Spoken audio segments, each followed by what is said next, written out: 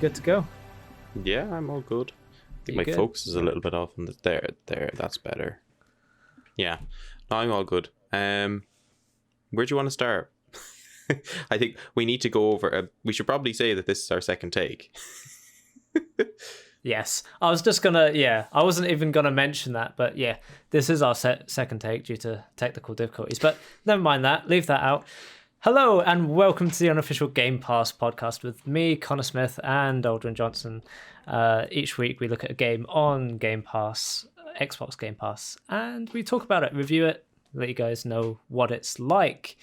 However, this week, because we've had live stuff happen, it's been a few weeks since we've uploaded an episode, so we just wanted to update everyone on what's been going on. So, Odhrán, what's been going on with you? Yeah, so pretty much the reason why I've been so absent from trying to upload has been generally down to the fact that I just finished up an internship, which was taking up a lot of my time, and I've also been working part-time alongside that. So for a while I was working 7 days a week, so like that was obviously taking its toll, so I needed like a bit of a break off just to try and enjoy myself. Along with that, obviously people who are paying attention to our Twitter feeds will have noticed that Conor and I started a website, Gaming Sandbox, indie-centric gaming website, focuses on everything and anything, but with a particular focus on games made by smaller developers that really don't get the recognition that they deserve, I would suppose is how we describe it. But that obviously takes a lot of work as well. But I say work. It's an enjoyable act, so I don't really consider it work. We don't get paid for it, so it's certainly not work. So that's been kind of the busy stuff on my side. I know some of this overlaps with you, Connor, but I imagine similar stuff.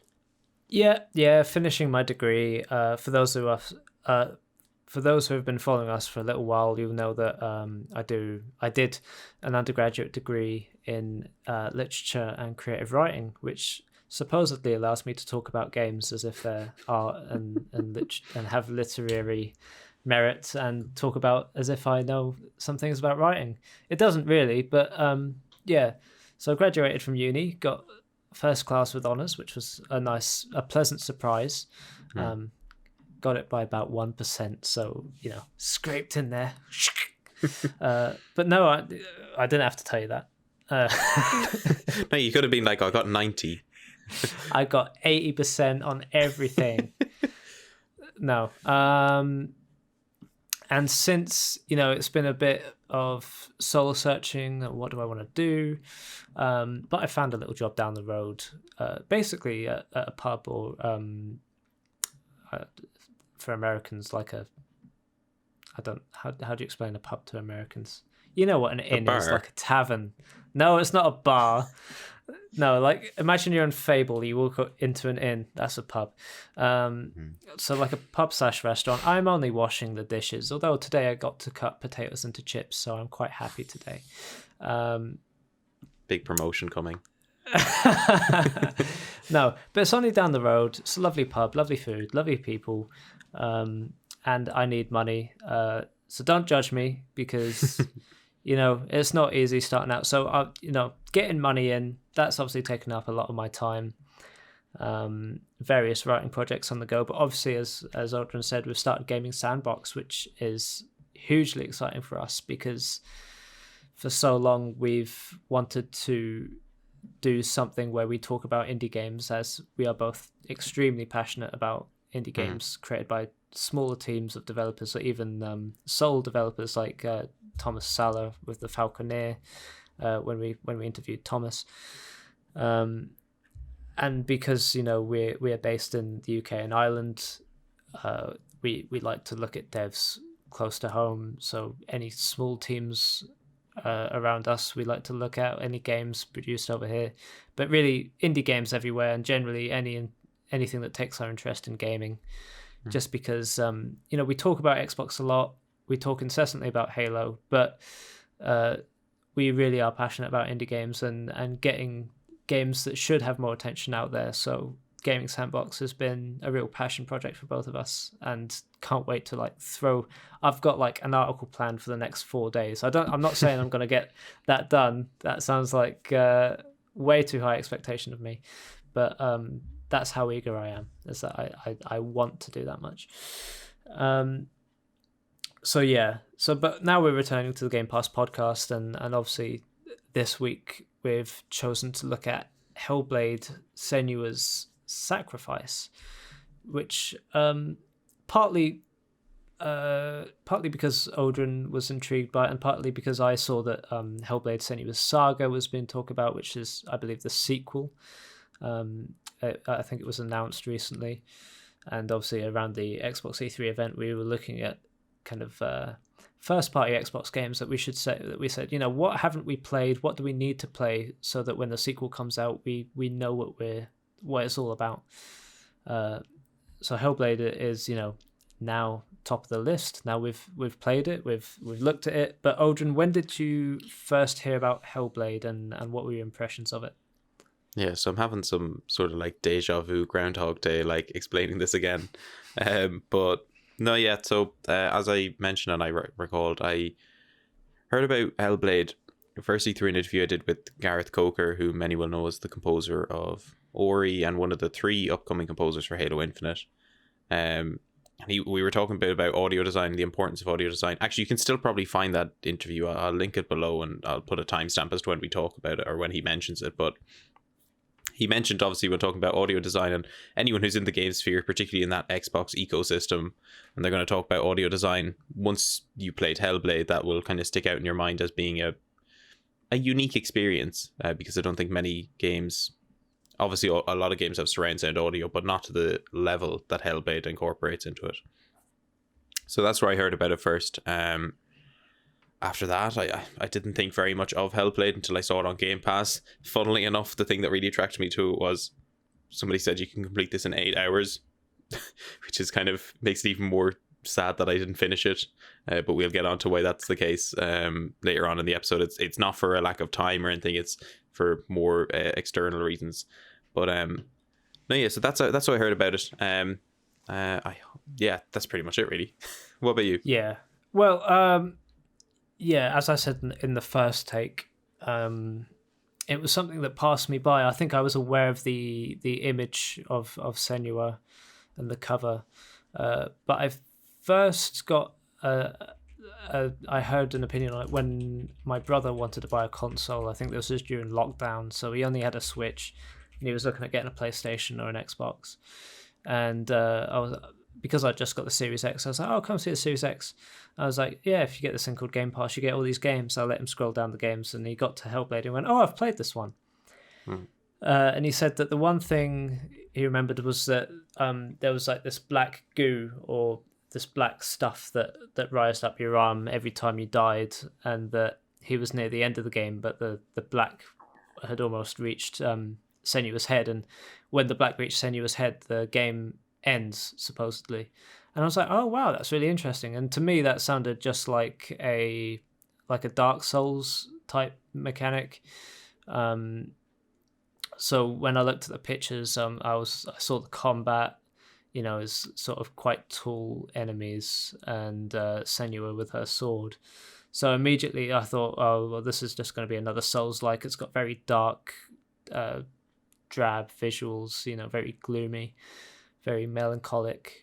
And I'd heard that it was all about schizophrenia and sort of a very mentally tortured protagonist. So I was imagining a very kind of personal Vikings Dark Souls, because it is set in that kind of Norse mythology, Viking period. Although with the fine details of that, I believe Senua herself is actually a Celt. So I mean that's something we'll talk about later. But yeah, going and because I'm not interested in Souls-likes, I liked the aesthetic of Dark Souls and the premise back in the day, but it was just too difficult for me. And you know me, Odhrán. If I get to a certain point in the game and it's too challenging, I'll put the difficulty down. I'm not ashamed about that. I like my games challenging, but if you're stopping my progress, I stop. And I was thinking earlier actually that I enjoy Overcooked with my girlfriend, because I constantly describe people as my job currently. It's like being in a game of Overcooked, but getting to just watch the people around you. But actually, I find Overcooked more stressful than being at work, because especially when playing with my girlfriend, because my girlfriend has this thing where we cannot continue to the next level unless we have 3 stars. And that's just not me at all. It's like I'll say to her, Ellie, I'll do my best, and I want us to do our best, right? But if we get 2 stars, I'm not too bothered. Let's just go on to the next level. I want to see the new map. I want to cook the new recipes. And she's like, no, we need 3 stars on everything. And you know what? We bloody stuck at it. We got 3 stars in every level in Overcooked 1 and 2. And it wasn't until we got to the Overcooked 1 DLC, which gets quite hectic and mad, that I said to her, look, we've got 2 stars. I'm happy. And she's like, we can't do the next one if we don't get 3 stars. And I'm like, well, I'm not going to play it then. So that, that's my perspective on difficulty. Couldn't get into Dark Souls. I have liked a few Souls-likes. Mortal Shell, I will sing the praises of Mortal Shell. But yeah, because of my assumption that Hellblade was a Souls-like, I didn't touch it. But actually, I'm quite relieved that is not the case. But yeah, you started playing this a little bit before me. So what were your impressions going into it, starting it up? I was very much, I had no impression going into it. I kind of knew it looked a bit dark and a bit more on the serious side, so I was looking forward to that in a sense. I knew it was going to be something, because at the time I think the last episode we did was Need for Speed. So I was playing Need for Speed kind of as I would with a normal sort of game like that, kind of on the side, like in between me, like a video uploading or rendering or something. I'd play a race or 2 of Need for Speed. But like Hellblade is kind of one of those games that if you have an evening, you'll sit down and you'll play a couple of hours of it, kind of like almost watching an episode of a TV show or something, in that sort of vein. So I'll like stick the headphones on, I'll get immersed in it and I'll play it. And I did that for the first while, and I was playing through it, and I really liked the audio design. I quite liked the opening segment. I don't think it's a bad story by any sense of the imagination. I think it's quite good, from what I've played of it. The only thing I would say is that I think it's a little poor at telling the player what certain things do. So like, I didn't find out there was a sprint button until I went to the actual menu to check the controls. And I think you were the same, Connor. The stuff about obviously, I don't know if they're considered portals or gateways, like looking through and changing the environment. Yeah, that was kind of fine, but I'd find myself walking through them accidentally at some stages and then being like, wait, what's going on? I have no idea, and getting confused so easily. And maybe in a sense, that's what the game's trying to do, trying to emulate this idea of, confusion that Senua has, like, and this sort of fear of like not being good enough to do this, that, and the other, and having these voices in her head and having this doubt. So obviously the confusion would add to that. But like that, then you get to the stage where it's like, a game is meant to be, at least on the surface level, somewhat enjoyable to play. You can have maybe a couple of sections that maybe aren't enjoyable to play but serve the story, or at least serve to kind of shock the player in some capacity. I know Dead Space 2 does that really well, where there's that one scene that everyone knows of, the needle going into Isaac's eye, that makes you control it as it goes down. Nobody wants to do it, but you have to, and it's kind of like, that scene serves its shock value purpose for that moment. If the whole game was like that, you wouldn't want it. And that's the problem I kind of have with Hellblade a little bit, is that the whole game feels like that, kind of not monotonous, but a bit restrictive is what I'd say. I think very much the gameplay of it is very restrictive. I'm not a fan of games that don't have a jump button. I understand it doesn't work in all games, but in a game like Hellblade, you could, like, I imagine Senua can jump. Like, I don't, like, there's nothing to tell us lore wise that she can't. It's similar in that sense to like God of War. I hated the way God of War 2018 didn't have a jump button either. I thought it was really stupid. I think it's more egregious in God of War's sense, because God of War is very much like a beat 'em up hack and slash game like the original 3, and it involved a lot of like juggling people in the air combat. And then now you come to the new one, it's like he's so grounded that he can't actually physically leave the ground. But it's like, yeah, Hellblade's kind of like that to me. Like, I think, sorry, I'm airing all my stuff out here now, but I want to throw it all out so we can kind of maybe dissect some of the stuff I'm talking about. But the other thing as well is like, you can tell this is an Xbox One game. And I say that in the nicest way possible. Like, it's a good looking Xbox One game, don't get me wrong. And obviously it came out in the Xbox One, so that's going to be the case.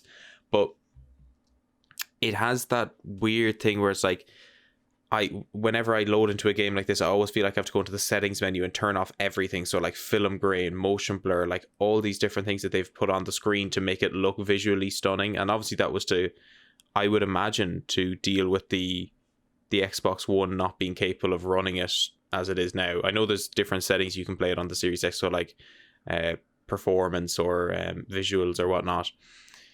I don't know, the visual look of it, it's not ugly, but it's like, it's very much like it looks like it's been stretched out. Like, it looks like it's been rendered in like 1080p, and then I have it on my bigger monitor and it's like stretched out a little bit. So I don't think that's something I'm particularly overly egregious with, but that always turns me off games like that, because I want to enjoy what I'm looking at. Like, I can actually, like, I prefer smoother looking games. Like, something like the Falconeer appeals to me because it's not like if it was hyper realistic and it was like grainy, I wouldn't enjoy it. But the fact that it's like, it doesn't look, obviously it doesn't look realistic, but it looks smooth, it looks complete, it looks really nice on the eye. I can get behind that stuff like that, similar to like the old Max Payne games as well. Like, they're clearly not visual marvels. Maybe they were for the time, but not now.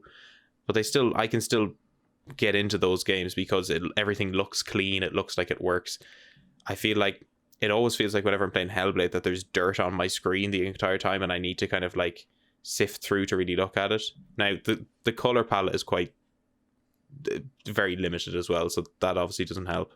Sorry, I'm aware I'm hogging up the time here. Sorry, I'll throw it over to you, Connor. I've thrown a lot on you, but go ahead. No, I mean, yeah, it's weird to get into. The one thing I found with Hellblade, immediately going in, just to back end your discussions, is that there's an enhanced visuals mode, which I believe is like it looks good, the frame rate's not too bad, and that's what I played most of the game on.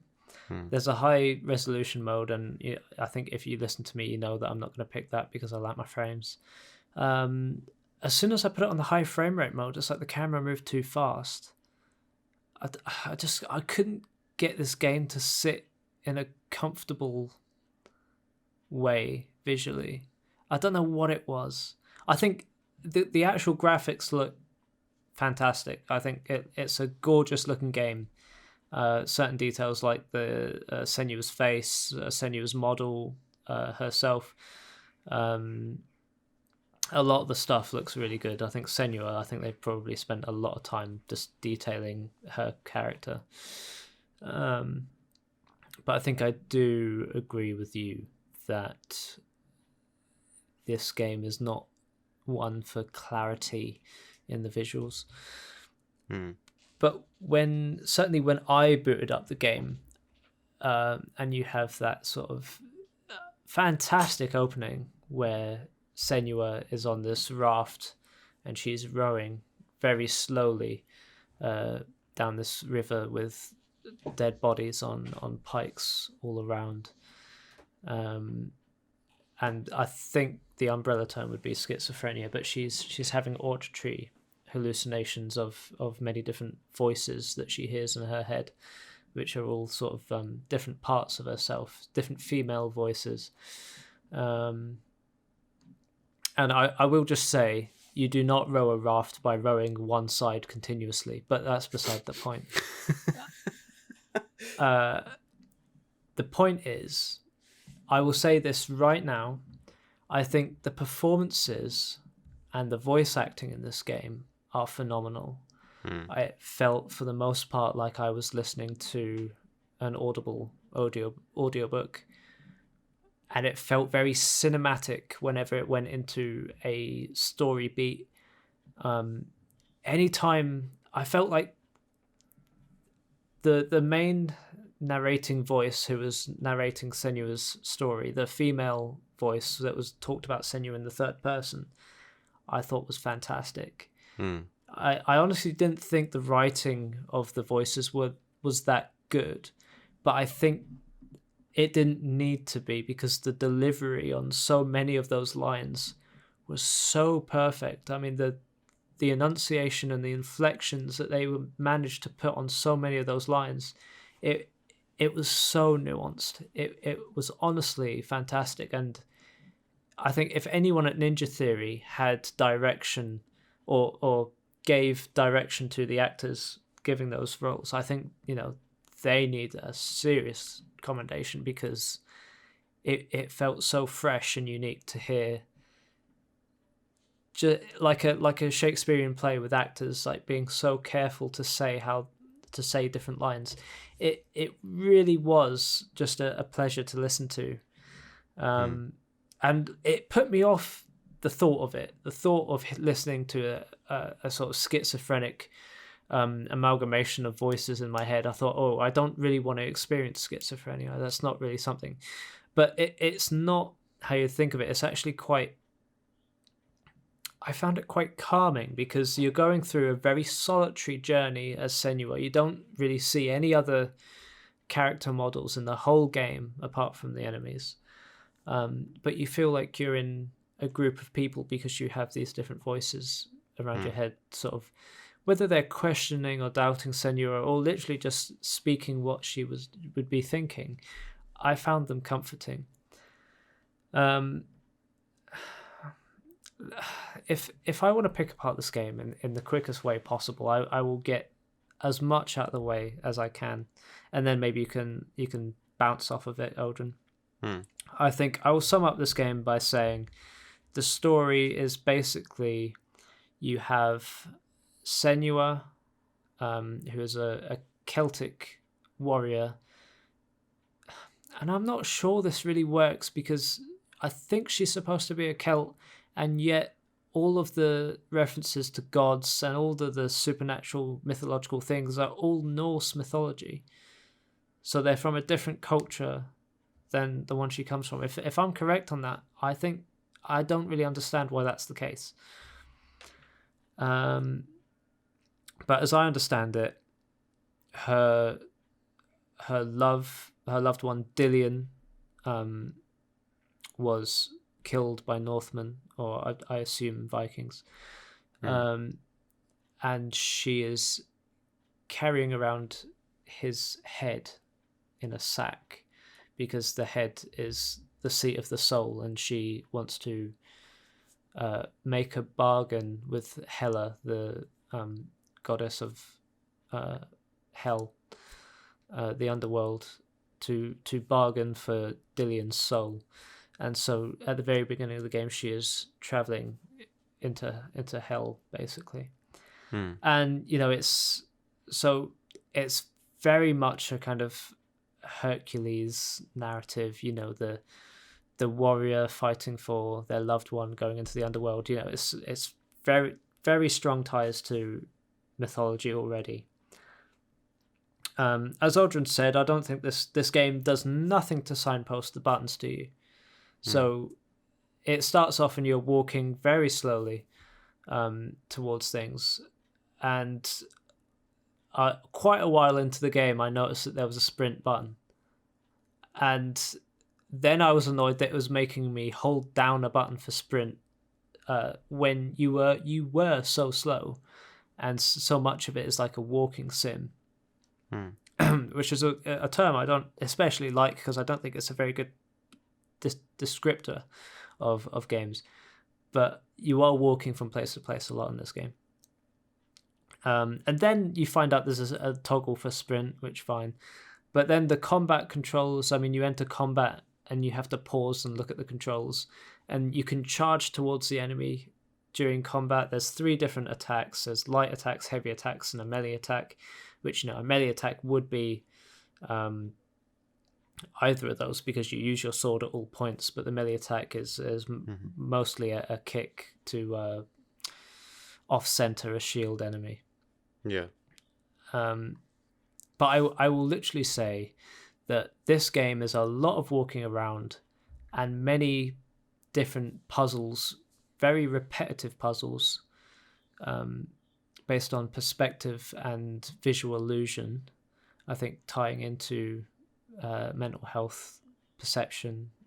And then the other half of the game, which is these combat sections that come up every so often, which are really strange because you can only look at one enemy at a time and you're fighting them, and then you can switch it. It's like a lock-on on one enemy. So the combat restricts you because you cannot look at other enemies. So the only times you're ever in real danger is when there are enemies behind you.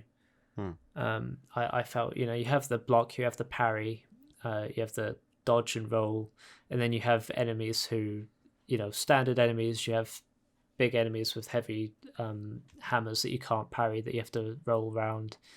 Then you get various. It's nothing that you wouldn't have played before in a game, and quite simple, I would say. And the enemies are the same throughout the game. It's a very repetitive slog, is what I would say. But I'll let you bounce off because I know I've been talking a while.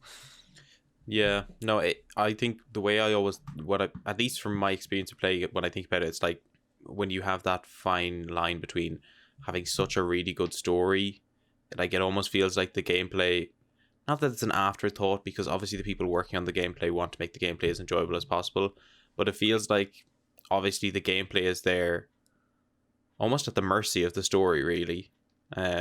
And you're actually, like, the gameplay could be completely taken out of this and you'd still probably get the same enjoyment out of it. And I don't mean that in any like unhelpful, critical way. I mean it in the sense that, like, I would be perfectly happy with going and watching the cutscenes for this game, and I wouldn't feel like I'd missed out on anything. I wish I could have watched this as a film. That's the thing. It's this isn't a unique problem to Hellblade by any stretch of the imagination. I think The Last of Us has this problem as well, where it feels like it's just a movie with added on gameplay. Now, granted, the second one does a lot to make the gameplay more enjoyable. What other games do this? God of War 2018 really does this as well. I don't really enjoy the combat loop of that. It's a controversial opinion because a lot of people really like that game, but I would argue the majority of people you ask will probably like that game because of the story, and not the gameplay. I would never, I don't hear many people being like, oh, I can't wait to go back and play God of War again. It's not really something I'd be too eager to do myself. So it's not a unique thing to Hellblade, and I don't say it in the sense as like, oh, Ninja Theory did a really bad job on this. It's clearly that there is a certain specific genre for this sort of stuff, and it's a question of priorities and obviously resources and time management as well, and what you want to put your time and money into. And for the most part, you can tell that it's gone into the story, and that's perfectly fine. I have no problem with that. It's just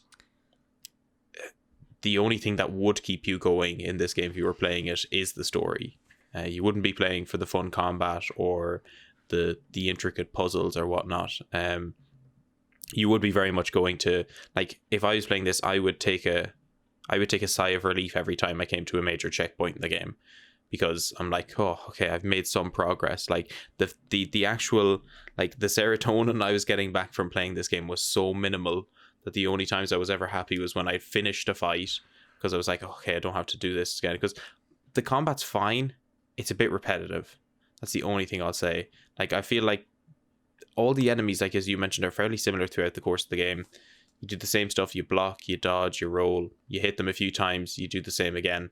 Even with the stuff like the fight with Val Raven, like, that's very much just like, oh, I see him charging up the stack, and that combat works. That's fine. That's there. You obviously need combat loops in games. Like, that's for sure not an issue with Hellblade solely.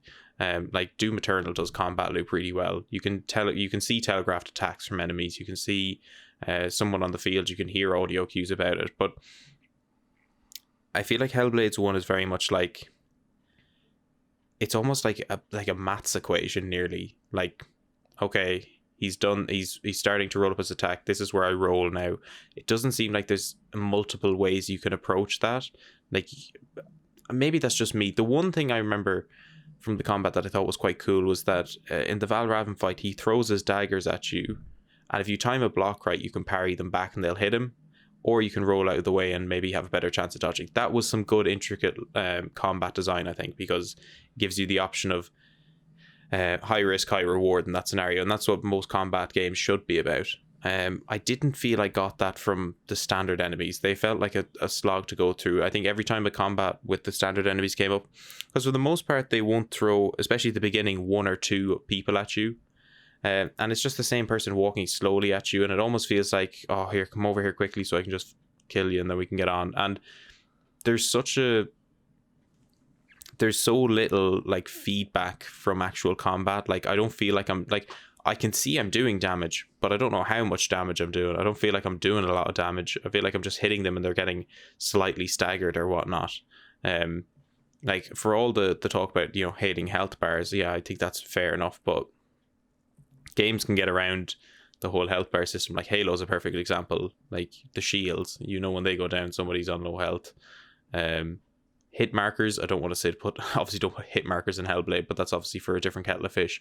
There was nothing really that was, like, in the Valravan fight specifically, there was nothing that was like, oh, I'm close to beating Valravan. I didn't feel like I was close at any point. But again, these aren't unique issues to Hellblade. I think Resident Evil Village does that kind of as well. In certain fights, you'd be like, okay, I'm pumping bullets into this person. Are they nearly dead? But yeah, I am rambling again, but I just wanted to say it because it is a really good story. Like, it's a good film. Like, it's by all means, like, go and watch the cutscenes for Hellblade, enjoy it. Like, it's really good. It's just not an intrinsically enjoyable gameplay experience. And I have more to say on it, but I'll throw it back to you first, just because I want to hear your thoughts. Yeah, I think you're right. I think that the performances are so good that actually, when they're just a little off, it's really noticeable. Like, if someone's delivery or someone's voice acting isn't on par with the rest, it's really noticeable, which just shows the standard. I absolutely agree. I think most of the combat did feel like pumping hits into people until they died, and just fingers crossed that they would die at some point. There's no way to tell when you're getting close. Mm-hmm. But I think the game commits a major sin early on, and that's lying to the player. Yeah. I haven't looked this up, but I'm pretty sure that at the beginning of the game, Hela infects you with something called the darkness, and you have this black sort of ink-like, vein-like darkness creeping up your arm throughout the game, and you're told at the very beginning of the game, if the darkness gets to your head, the game is over, and the more times you die, the more the darkness will spread. And that's what you were told. And at the beginning, that concept was amazing for my gameplay, because I was so motivated not to die. I don't know if when you first died, Odhrán, but I didn't die until I'd defeated Valravan, I'd defeated Surt, and I'd crossed the bridge before my first death, and I had the difficulty on auto. Did you die before then? I died in the first room. Sorry to spoil it for you. Okay. Well, see, I felt so at stake. Like, I don't want to die at all. Like, if there's an achievement where you can get, where it's like the darkness hasn't creeped up your arm at all throughout the game, like you've died no times, it's like, I want that achievement. So that's what I was going for. And every time I got close to death, I was like spamming the buttons. I was like, yes, come on. It felt so intense, and I loved it for so long, until, unfortunately, the facade eventually fell, where I wasn't sure, but the first time I died, it was really janky. I don't like, because Dark Souls has a really good I can't remember what it says. It says something like "You're dead." Obviously, GTA has the wasted thing. Hellblade sort of has Senua cry on the floor, and then it cuts really, really sharply back to the last checkpoint, which is just really janky. I didn't like it at all because I thought, you'd see the darkness kind of in an animation going up your arm a little bit more, so that you'd kind of feel the impact of that death. So I died a few times, and I didn't notice the darkness really creep up my arm that much. And then later in the game, I didn't die at all during a boss fight, and after the boss fight, the darkness was all the way up my arm. And that was when it was like, this is just going up as the game progresses. It doesn't matter how much I die, and I'm pretty sure the game would not end if I died too many times. So that the most interesting thing about this game was a lie for me. I don't know how you felt. Yeah, I mean, I saw it and I thought, I hope I don't die and then have to start again, because whilst I'm enjoying the story, I don't think I could, if I did die, I had to go back to the beginning, I don't think I'd finish it, because I just, like, again, as I mentioned, the gameplay loop isn't intriguing enough to keep me coming back for it.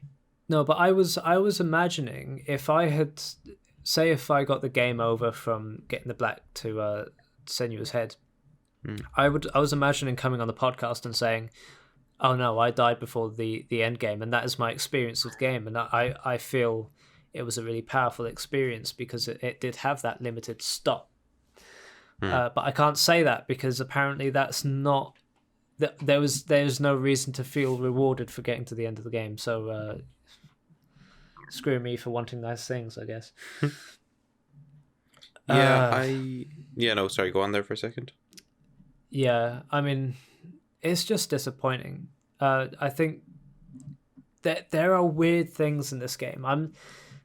I shouldn't have to say the disconnect between walking to places, doing puzzles, and then having very strict, very scripted combat sequences. Obviously, that's disconnected. That doesn't flow. I'd much prefer a kind of freer form exploration combat. Like Dark Souls, where you go from area to area and there's different enemies and the movement is always the same, and just something that makes the game a bit more cohesive. But it feels really janky in what it does. And I think even the pacing is terrible. I didn't know when this game was going to end, because at the beginning it says, okay, you've got 2 bosses to fight. They're through these 2 doors, and then once you defeat them, you go through this door and cross the bridge to fight Hela, goddess of the underworld, and save your loved one Dillion. So you fight Valravan, who is literally just like a raven boss. You defeat Surt, which is just like a fire boss. And then you cross the bridge, and then you find out there's way more to the game.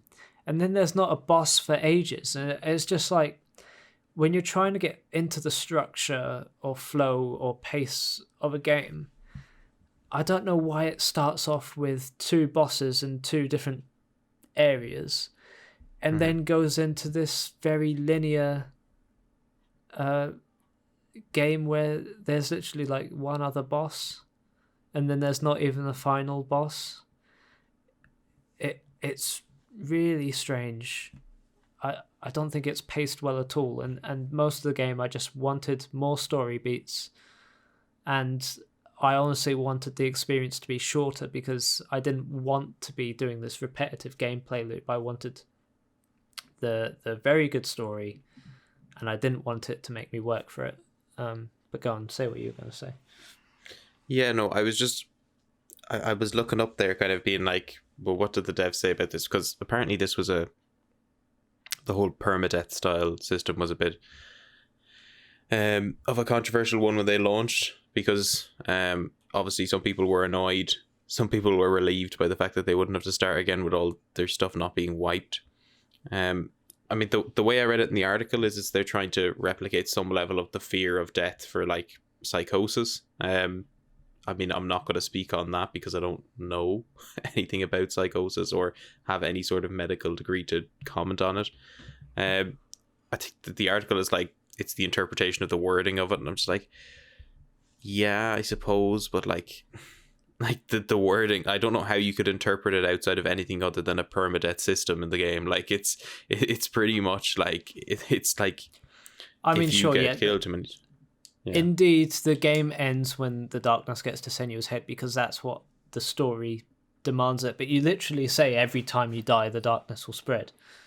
It depends. Maybe it doesn't mean. Maybe it doesn't mean to her. Maybe it just means in general. Who knows the wording? We need to listen to the wording. I think we've railed on this a good bit, and I know we don't mean it in any bad terms, because I do look at Hellblade and think this is a good game. Like, it's certainly not a negative experience I've had with Hellblade. It's not a positive one either. It's like a more of a, yeah, I played that at some stage sort of game. I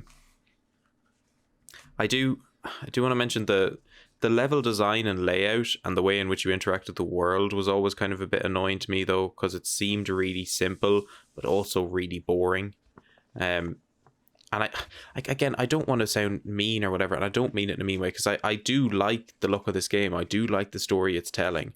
It's just, when you have like your character already walking around and, you know, they can't, you know, fall off like a piece of like a small gap in the floor, like that's only about 2 feet. They can't just jump down there.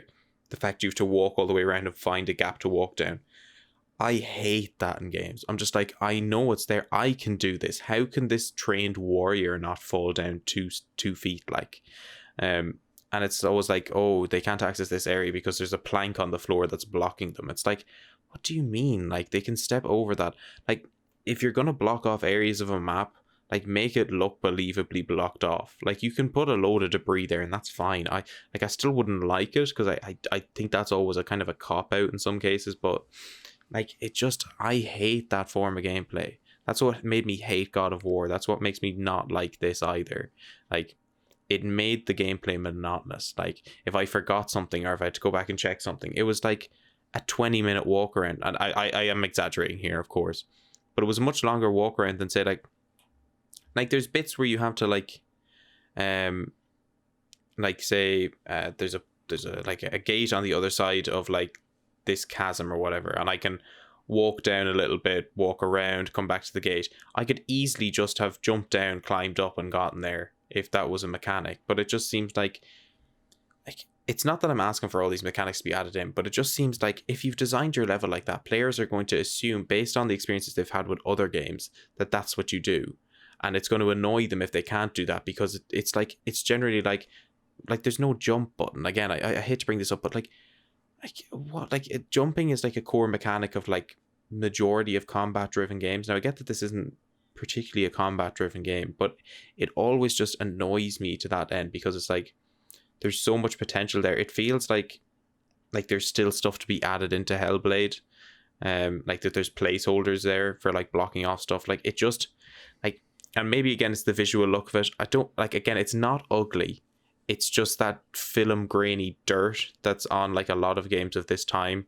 Like God of War is another example of this again. Like, there are moments of sheer beauty in these games. Like, you have your like paintings, like images of when you're walking, as is like popularized by like Uncharted and all that, where like the camera zooms out and shows you everything.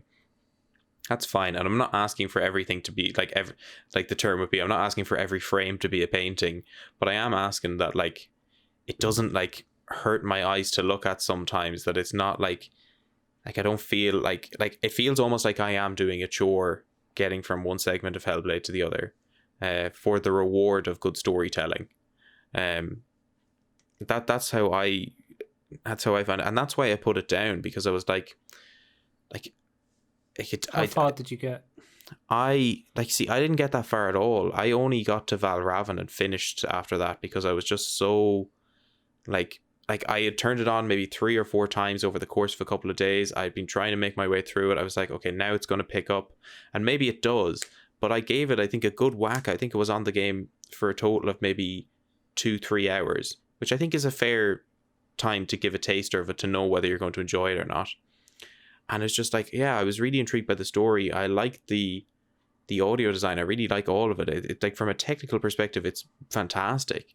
But it's just like as we mentioned before this podcast, like, you know, we were away for so long because we have like working jobs, like we have other things to be doing. When I come home, like, as much as I enjoy playing the odd bad game for the podcast, I don't want to be like, I would rather play a bad game than what I would consider to be quite mediocre gameplay wise.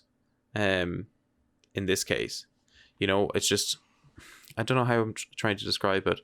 And this isn't to, like, again, rail on anyone. I know Ninja Theory are a really good studio. Like, they make really good games. And this is by no means a bad game. It's just, it feels like a game that you almost have to have either a very specific interest in it, and you kind of like that more, less freedom in gaming, I want to say. Like, it's less open to interpretation. Like, it is extremely linear in the way in which you go through elements.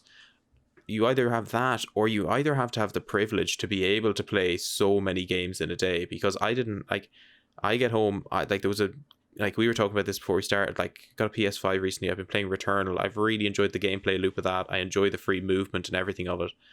And if it's between Returnal or Hellblade, even though I have to look at Hellblade for this, I'm just going to pick Returnal, because I don't want to waste my time on a game that really isn't encapsulating me outside of stuff I could watch online in a video. Yeah, I've got a lot to say, and perhaps getting into some spoiler territory. I've got a lot to say as concerns to the actual execution of the game. I think the only character model you see in game is Senua. And I've done a little bit of a Wikipedia on this, and it appears that Ninja Theory, working on a small budget, decided to experiment with limiting themselves and then finding sort of ways to implement what they'd done. So you only see Senua in game. That's motion capture. They filmed the actual actor who plays Senua. And all her expressions and her performance, which is all fantastic. I think Senua herself is fantastically portrayed. But all of the other actors, so all the characters like Druth, Dillian, her mother, her father, they all appear as actually filmed actors appearing in game. And that, on one hand, it's interesting because you've got this very personal, very introspective narrative centered around Senua, and then you've got these characters who relate to her who aren't actually there, but do appear in her mind, I guess. And they appear as they would in a film, you know, a actually filmed performance.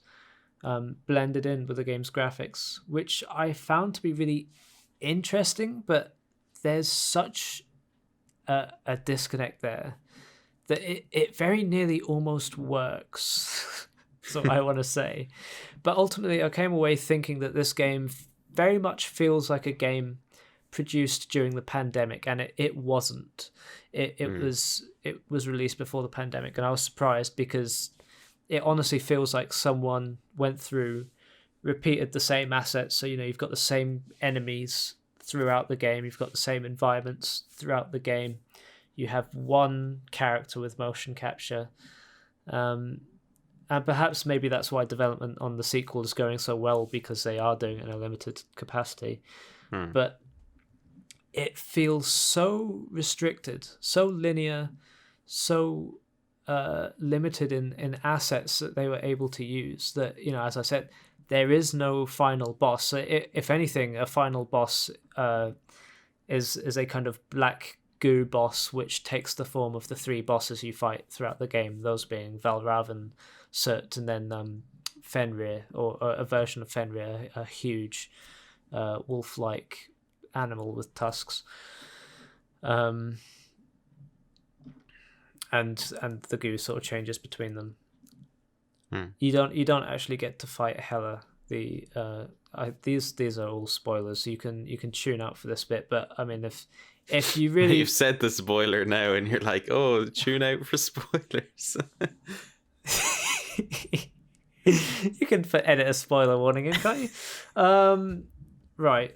So let me be honest with you. If you're interested in playing this game, I'm sure you've gone and played it already. You don't have to listen to us ramble on about it. I mean, most of our audience, I'm sure, either listen to see if they're interested, or they see what game we're playing, they go play it, and then they come listen, or any other combination.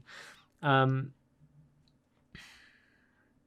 was confused by the story. Not because I didn't get what was going on. I got that it was hell. I got that Senua had probably done something to get herself there. I got that Dillion was dead. I got many things. One of the few voice acting roles that I felt didn't hit for me was the actual voice of the darkness. Did you get to hear the darkness? No, I don't think so, no. It's a very dark, it's a very deep voice, as if you can imagine someone trying to put on a really deep voice for a blackened monster, like you. Let me see if I can. You were never good enough, Senua. It's nothing like that. It's much more growly. My voice is far too high for that sort of voice acting work for Connor Smith, everyone. Hold on. You were never good enough, Senua. You are a disgrace to the gods. I think that sounds like a disgruntled old man at a care home, what you're actually describing there, right, Connor. Fine. But it was like that, right? I didn't feel that worked. I just apologise to all the listeners for that audio experience there. I personally would have preferred someone like Ron Perlman or anyone with a real sounding voice that was deep to take over that, because it just felt forced. It didn't sound like a real voice to me. And I get that it was the darkness. I think that there was an impactful moment where you did actually see Senua speaking to herself in the mirror and the voice of the darkness was coming out. I liked that point. But later on in the game, and these are spoilers, you find out that the voice of the darkness is the voice of her father, and her father was a figure who is a very traumatic figure in her life. And so the darkness adopts his voice. I felt that they could have done a better voice work there, or a different actor for him. And it's weird that I can pick out a single actor, because all of the other performances, maybe Dillion isn't as good as he could be, but most of the other performances are fantastic. I even thought the whoever plays Druth, slight Irish accent, is on all the lore stones which you listen to, which as you traverse the world you focus in on the lore stones, and that they are all like a little snippet of Norse mythology, which I've got Neil Gaiman's Norse mythology. I'm very read up on my Norse mythology. I liked myths and legends books when I was younger, so I didn't stop to listen to them. I don't know who's buying Hellblade to listen to an audiobook of Norse mythology, but it's there if you wanted. I quite liked those sections actually, but all right. I thought the delivery was fantastic, with the exception of the final lore stone, the one about Ragnarok. I felt the delivery of Ragnarok needed to be delivered a little bit more darker in tone. It's strange that I can pick up little things like that, but it's honestly because it is so phenomenal the rest of the way through the game. But honestly, that could have been Liam Neeson narrating those little Norse mythology bits, because it sounded like a really famous actor. I even looked up, it's like, no, I don't think there are any famous actors in Hellblade, but they all sound like they should be. At the very end, the very end of the game. I'm going to spoil the very end of the game. What happens? I mean, the bit where you make your way to Hela is honestly quite good. There's music for the first time in the combat, empowering music that drives Senua forward. I felt the enemies all in the later section of the game, or at least in that final section, all get really weaker. They get a lot weaker because you've got a different sword, grammar or something, that a sword forged by Odin or whatever. And for the final stage of the game, it takes a couple strokes to get through an enemy, which feels weird. It feels like it should get harder, but it did feel good. It felt empowering. As I said, you defeat that boss that takes on the shapes of the earlier bosses, and then you get to Hela and you get this cinematic, and it's a very confusing cinematic, because you can't always trust what you see on the screen with Senua. What you think you're seeing is Hela, and then it turns out to be Senua. I think the actual story beats were good, but they could have been executed better. I would have expected myself to feel more emotion when watching some of those cutscenes, and the fact that I didn't is sort of a failure, I think, late game, to tie up the loose ends. That final section, I think, feels not rushed, but I don't feel that they really thought out what was going to happen when Senua got there.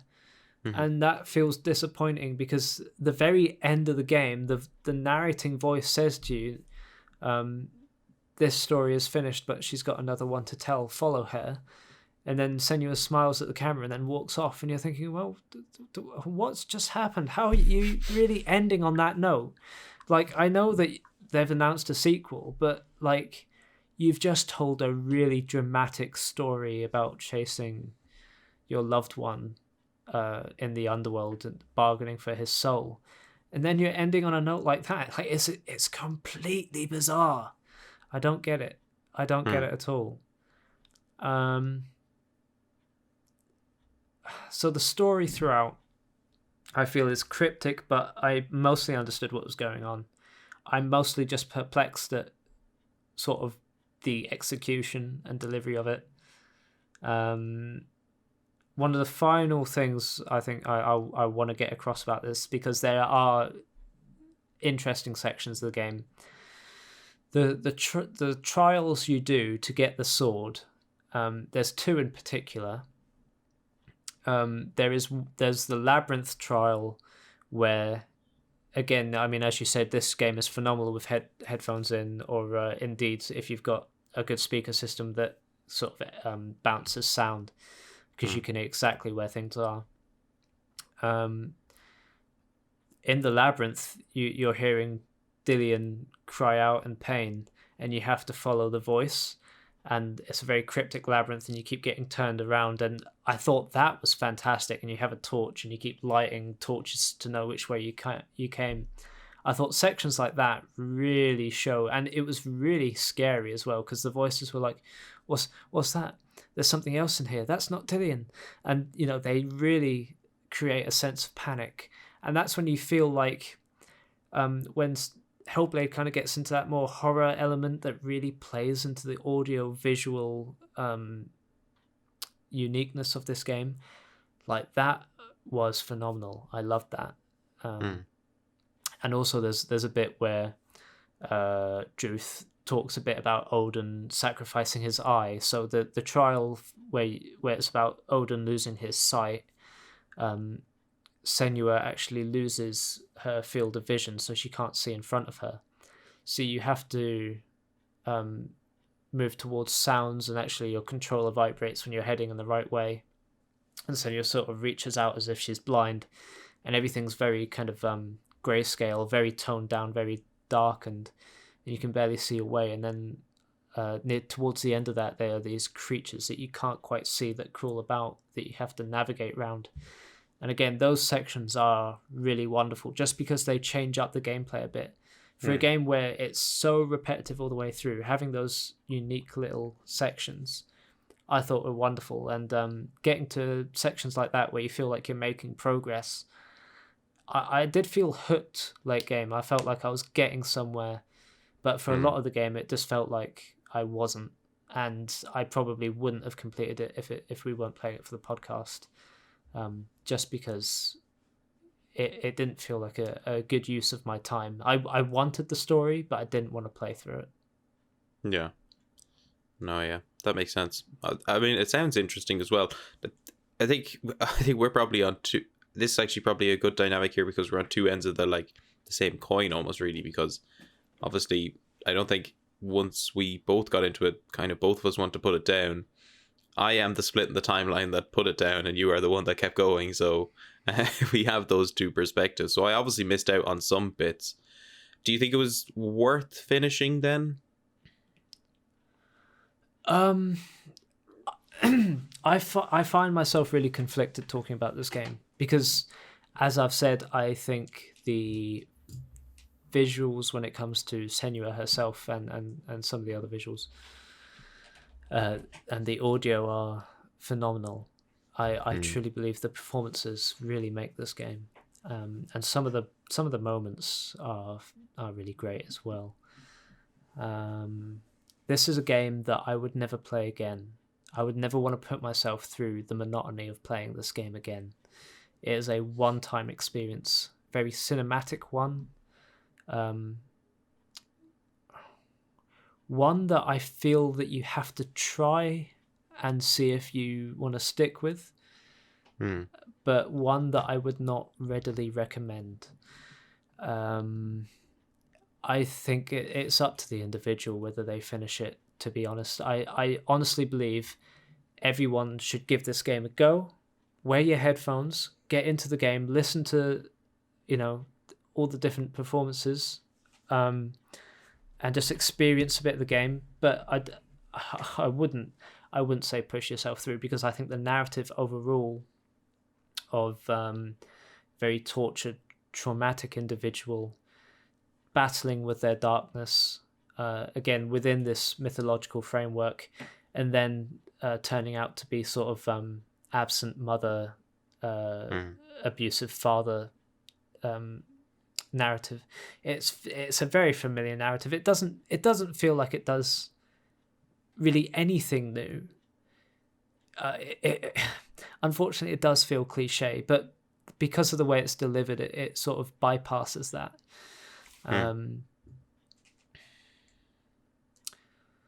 I would not go out to people and say, oh, you must play Hellblade, but I would go out to people and say, oh, you have to listen and see a bit of Hellblade. Yeah, is what I'd say. Yeah, no, it's again probably one of those perfect Game Pass games, because it's not something I would commit to buying by any stretch of the imagination unless it was on sale, and the fact it's on Game Pass means, yeah, I can give it a go and see if I like it, because it is still an intriguing title. I think anyone who owns an Xbox, who was like me and hadn't really heard of Hellblade out of maybe one or two conversations, has always thought, oh, Hellblade seems quite interesting. It's always on the back of people's minds for a backlog game to come to.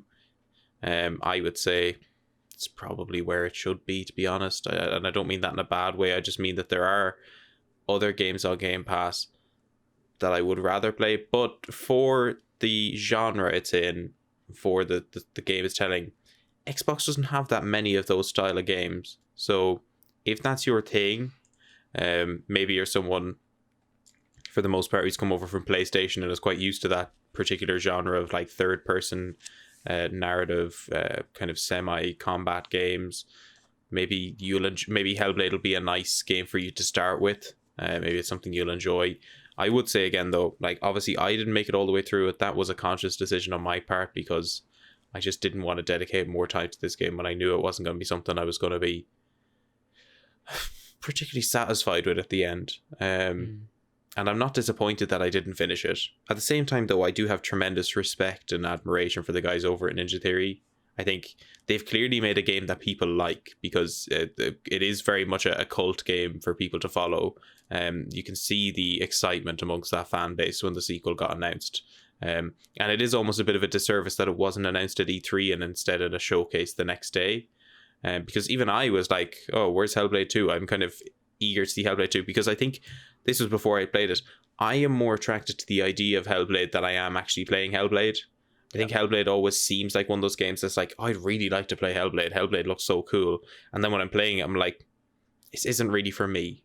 And I've railed on it a bit in this episode, and I think some of it is warranted. Some of it probably isn't when I look back on it, but it's a very much, again, like all we do in our podcast, like this is a very personal experience to both of us. And particularly for mine, I have these problems, and some of them may be just problems to me, but the stuff about monotonous level design, repetitive gameplay, I think are warranted criticisms of the game. The story, I think, is, again, good, and something I could envisage watching or listening to. I couldn't envisage playing through it. Even if you were to say to me, like, even if I was the most hardcore, like, 'cause I'm quite, all the time, whenever I see a game, it's like, oh, I don't want to play it, I'll be like, oh, I'll do it for the achievements. Even with this game, I was like, it's not worth it. I don't want to have that completion or achievement score like that badly. And I do want to say again, it does make it sound like this is the worst game ever and that I hate it, but it's not. It's just not for me. That's just all. It's just not my sort of thing. I think the problem for me is that it's so good in some parts that it feels like it should be a much bigger game, right? I feel like it focuses so much on Senua's story now, and for the most part, that's not totally interesting where she's at now. What is very interesting and what the cinematics keep going back to is her life in the village before she left, her relationships with her mother, father, Dillian, and the village knowing that she is somewhat psychic, being able to hear the voices of the underworld, as they call it, and very much treating her like a witch, basically. I feel like that's such a fantastic story. I'd love to go back and actually play those cinematics with the in-game models and see the sun and see Dillian playing by the tree and Senua interacting with the village. But all you've got is that story in the background of what's happening now, which is really frustrating because if this was a really fleshed out game, I would love to really immerse myself into this story about mental health in a historical setting with mythological undertones. That's like a hugely successful idea. I just don't feel it's executed brilliantly. It feels very limited in scope, which is a shame. For such a great idea, for such great execution in places, and it makes me very excited for the sequel, but also glad that it's coming to Game Pass, because again, I wouldn't buy this and I wouldn't buy the sequel without knowing that it's a fantastic experience. So I will remain interested in Hellblade, but I think we're becoming keenly aware now of, we've seen some fantastic video games by now, and PlayStation, we knock PlayStation sometimes, but they have been knocking it out of the park with Ratchet and Clank, Spider-Man, all those third-person story games. So when you come across a game that is like that, where you could see what it could have been, but because of its limitations, it's not. It's more obvious to us now because we've seen what gaming can do. So I think that's what's holding Hellblade back, unfortunately. Yeah, I think whilst it's a somber tone to leave on, I think it kind of adequately kind of captures the mood of how we felt about the game. Hopefully next week's episode won't be as, I suppose, not depressing, but like maybe a bit more upbeat. Next week we're looking at The Ascent anyways. Can't be worse than the last Cyberpunk game I played. No, so and by all accounts, The Ascent sounds like it's getting raving reviews. But then again, so did Hellblade, so we'll have to wait and see. I'm looking forward to it. Looks gorgeous. Go play The Ascent. We'll talk about it next week. We will do. Before we finish, first of all, some housekeeping. We have a Discord. That's top link in the description. You can find all our social media platforms linked below.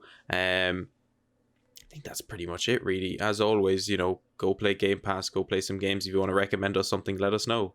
go read gaming-sandbox.com.